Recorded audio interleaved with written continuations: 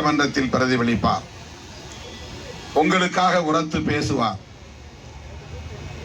ஆனாலும் உங்களை நான் தேடி வந்திருக்கிறேன். என்னுடைய வாழ்த்துக்களை தெரிவிப்பதற்காக, அவருடைய வெற்றியை உறுதிப்படுத்துவதற்காக, என் உயிரின் உயிரான விடுதலை சிறுத்தைகளை தீவிரமாக வாக்கு சேகரிப்பில் ஈடுபட வைப்பதற்காக உங்களை தேடி வந்திருக்கிறேன். விடுதலை சிறுத்தைகள் கட்சி தொடர்ந்து திராவிட முன்னேற்ற கழகத்தோடு பயணித்து வருகிறது. முத்தமிழறிஞர் கலைஞர் காலத்திலிருந்து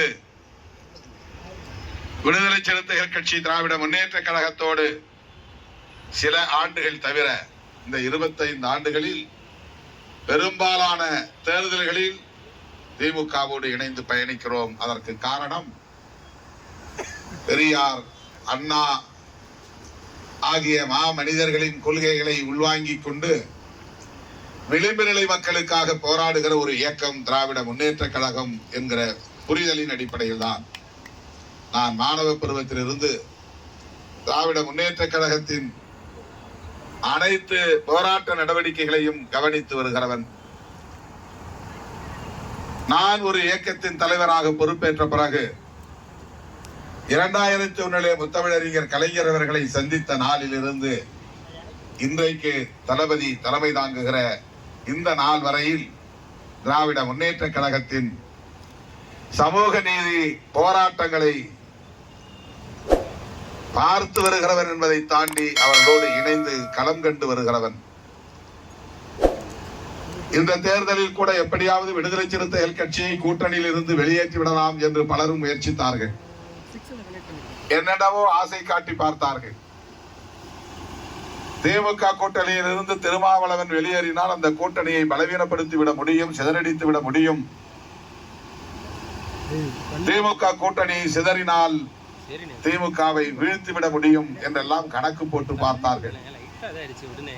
நான் பெரியார் அரசியலை உள்வாங்கியவன், புரட்சியாளர் அம்பேத்கர் அரசியலை படித்தவன், மாமேதை காரல் மார்க்ஸ் அவர்களின் கருத்தியலை அறிந்தவன், புரிந்தவன், தெரிந்தவன்.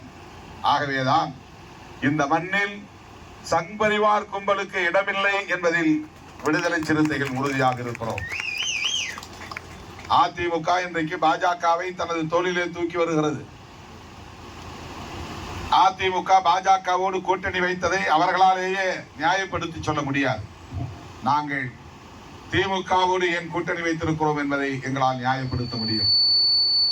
நாங்கள் ஏன் திமுகவோடு இருக்கிறோம், திமுக தலைமையிலான கூட்டணியில் பயணிக்கிறோம் என்பதை என்னால் மணிக்கணக்கிலே பேச முடியும், காரணங்களை சொல்ல முடியும். ஆனால் மாண்புமிகு எதிர்கட்சி தலைவர் எடப்பாடி பழனிசாமி அவர்கள் பாரதிய ஜனதாவோடு கூட்டணி சேர்ந்ததற்கான நியாயத்தை சொல்ல முடியுமா?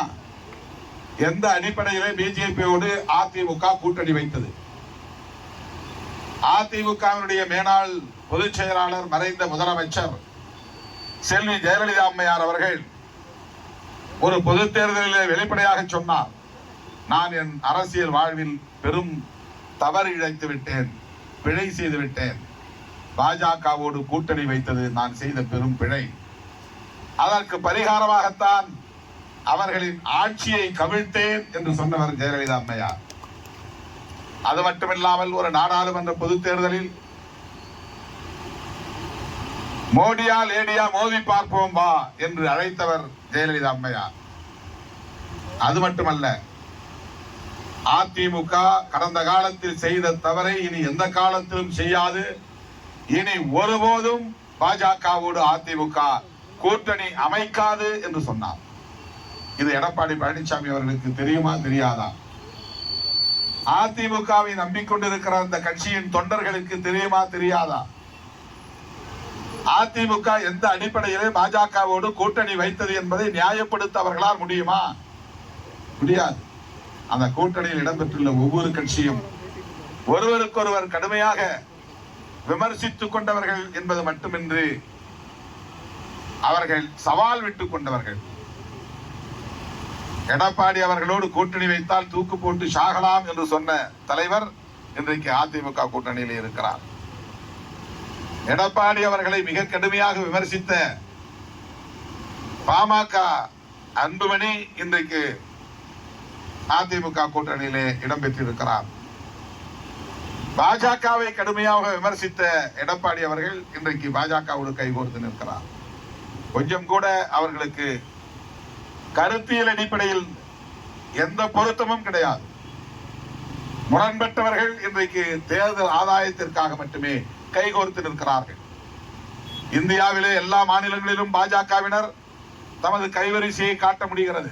ஏன் தமிழ்நாட்டில் முடியவில்லை? கர்நாடகாவிலே, ஆந்திராவிலே, தெலுங்கானாவிலே கூட அவர்கள் இன்றைக்கு ஒரு தவிர்க்க முடியாத சக்தியாக வளர்ந்து விட்டார்கள். ஆனால் எனக்கு தெரிந்து 25 ஆண்டுகளாக அவர்கள் எவ்வளவோ முயற்சி செய்தும் தமிழ்நாட்டிலே அவர்களால் காலூன்ற முடியவில்லை. அதற்கு காரணம் அன்றைக்கு இருந்த தலைவர்கள் முத்தமிழறிஞர் கலைஞர் அவர்களும் மறைந்த தலைவர் ஜெயலலிதா அம்மையாரும் என்பதை யாரும் மறுத்துவிட முடியாது. ஜெயலலிதா அம்மையாரோடு நமக்கு முரண்பாடுகள் உண்டு, விமர்சனங்கள் உண்டு. ஆனாலும் அவர் பிஜேபி தமிழ்நாட்டுக்குள் வரக்கூடாது என்பதிலே தெளிவாக இருந்தார். அந்த கட்சி தமிழ்நாட்டில் வளர்வது தமிழ்நாட்டுக்கு நல்லதல்ல என்பதை உணர்ந்திருந்தார். அப்படிப்பட்டவரின் வரிசையில் வாரிசாக வந்து இன்றைக்கு அதிமுகவை தலைமை தாங்கி வழிநடத்தக்கூடிய திரு எடப்பாடி பழனிசாமி அவர்கள் எந்த அடிப்படையிலே பாஜகவோடு கைகோர்த்து நிற்கிறார், 27 இடங்களை அவர்களுக்கு தந்திருக்கிறார் என்பதை எண்ணி பார்க்க வேண்டும். ஆனால் இன்றைக்கு நாம் இந்த திமுக கூட்டணியில இடம்பெற்றுள்ள கட்சிகள் ஒருவருக்கொருவர் சில நேரங்களில் முரண்பட்டது உண்டு, விமர்சனங்கள் செய்தது உண்டு. ஆனால் அடிப்படையில கைகோர்த்து நிற்பதற்கான பொருத்தம் இருக்கிறது, கருத்தியல் பொருத்தம் இருக்கிறது, கொள்கை பொருத்தம் இருக்கிறது, கோட்பாட்டு பொருத்தம் இருக்கிறது, மதச்சார்பின்மை என்பதில் நாம் உடன்பட்டு நிற்கிறோம். அரசியலமைப்பு சட்டம் புரட்சியாளர் அம்பேத்கர் அவர்கள் வகுத்தளித்த சட்டம். அந்த அரசியலமைப்பு சட்டத்தின் உயிர் மூச்சு கோட்பாடுகளாக பன்மைத்துவம், புளூரலிசம் இருக்கிறது, செக்யூலரிசம், மதச்சார்பின்மை இருக்கிறது, பெடரலிசம், கூட்டாட்சி தத்துவம் இருக்கிறது, ஃப்ரெட்டர்னிட்டி, சகோதரத்துவம் இருக்கிறது, லிபர்ட்டி, சுதந்திரம் இருக்கிறது. இவையெல்லாம் அரசமைப்பு சட்டத்தின் உயிர் மூச்சு கோட்பாடுகள். அதிலே மிக முக்கியமானது மதச்சார்பின்மை. மக்கள் எந்த மதத்தையும் சார்ந்திருக்கலாம், எந்த கடவுளையும் கும்பிடலாம், மக்களுக்கு அந்த உரிமை உண்டு. ஆனால் டெல்லியிலே இருக்கிற அரசாங்கம் எல்லா மதங்களையும் தம் மதங்களாக கருத வேண்டுமே தவிர ஒரு மதத்தை சார்ந்து இருக்க கூடாது, இன்னொரு மதத்தை எதிராக பார்க்க கூடாது. பிஜேபியினருடைய அரசியல் என்ன? வெறுப்பு அரசியல். யாருக்கு எதிரான வெறுப்பு? முஸ்லிம்களுக்கு எதிரான வெறுப்பு, கிறிஸ்தவர்களுக்கு எதிரான வெறுப்பு. வெறுப்பு அரசியல் என்பது அரசமைப்பு சட்டத்திற்கே எதிரானது. ஒரு மதம் சார்ந்து பேசுகிற நிலை. வெறுப்பு அரசியலையும் மதச்சார்பு அரசியலையும் அவர்கள் உயர்த்தி பிடிக்கிறார்கள்.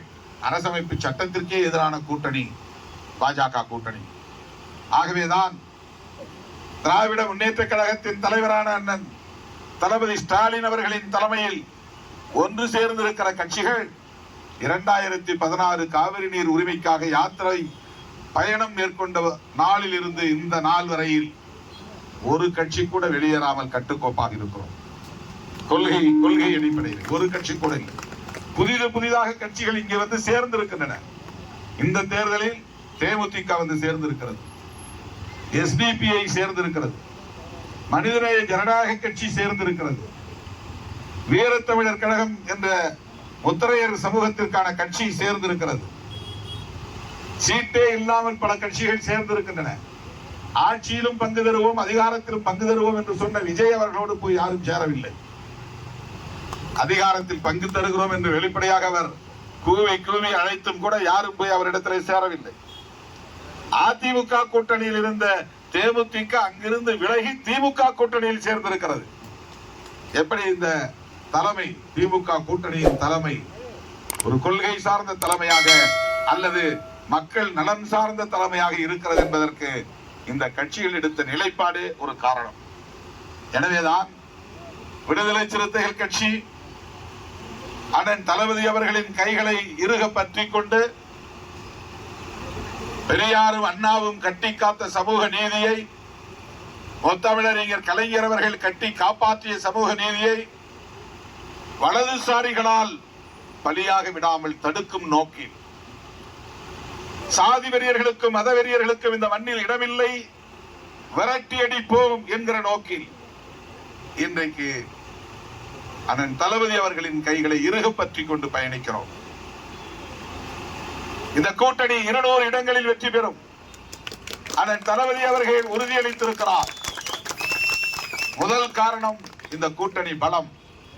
எதிரே நிற்கிற கூட்டணி பலம் இல்லாத ஒரு கூட்டணி, வெறும் முரண்பட்டவர்கள் ஒன்று சேர்ந்திருக்கிற பொருந்தா கூட்டணி.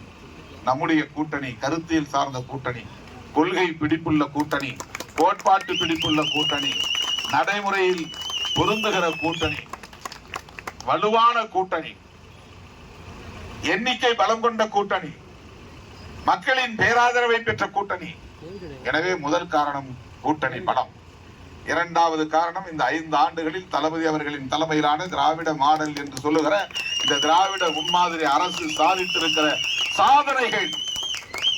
நான் முதல்வன் திட்டம், தமிழ் முதல்வன் திட்டம், தமிழ் புதல்வன் திட்டம், நான் முதல்வன் திட்டம், விடியல் பயணம் திட்டம், மகளிர் உரிமை திட்டம், எண்ணற்ற பல திட்டங்கள், காலை சிற்றுண்டி திட்டம். பிற மாநிலங்களை சார்ந்த முதலமைச்சர்களே தளபதி ஸ்டாலின் அவர்களை பார்த்து காப்பி அடிக்கக்கூடிய அளவுக்கு, பின்பற்றக்கூடிய அளவுக்கு இங்கே மக்களுக்கான நலன்களை முன்னிறுத்தி சாதனைகளை படைத்திருக்கிற ஒரு அரசு. எனவே இரண்டாவது காரணம் அரசின் சாதனைகள். மூன்றாவது காரணம், திமுக வெளியிட்டிருக்கிற தேர்தல் அறிக்கை. அதிலே மிக முக்கியமானது, இல்லத்தரசிகளுக்கு 8000 ரூபாய் மதிப்பிலான கூப்பன் வழங்கும் திட்டம். பெண்களை மேம்படுத்த வேண்டும் என்பதிலே இந்த அரசு காட்டுகிற அக்கறை வேறு எந்த மாநிலத்திலும் கிடையாது.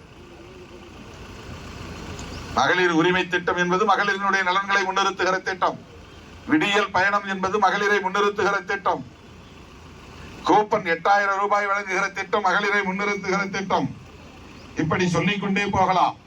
எனவே இந்த கூட்டணி 200 இடங்களில் வெற்றி பெறும் என்று அண்ணன் தளபதி அவர்கள் சொல்லியதற்கு நான் பார்க்கிறேன் 3 காரணங்கள். 1 கூட்டணி பலம், இன்னொன்று அரசின் சாதனைகள், 3 தேர்தல் அறிக்கை. ஆகவே என் உயிரின் உயிரான விடுதலை சிறுத்தைகளே, கண் துஞ்சாமல் களப்பணியாற்றுங்கள். எஞ்சிய நாட்களில் அல்லும் பகலும் ஓயாது பணியாற்றுங்கள். அண்ணன் செந்தில்குமார் அவர்களின் வெற்றியை உறுதிப்படுத்துங்கள். திராவிட முன்னேற்ற கழகத்தின் தலைமையிலான மதசார்பற்ற முற்போக்கு கூட்டணியை சார்ந்த வேட்பாளர்களின் வெற்றியை உறுதிப்படுத்துங்கள். இந்த தொகுதியில் போட்டியிடும் செந்தில்குமார் அவர்களுக்கு உதயசூரியன் சின்னத்திலே வாக்களித்து பெருவாரியான வாக்குகளின் வித்தியாசத்தில் வெற்றி பெறச் செய்யுங்கள் என்று கேட்டு வாய்ப்புக்கு நன்றி கூறி முடிக்கிறேன். நன்றி, வணக்கம்.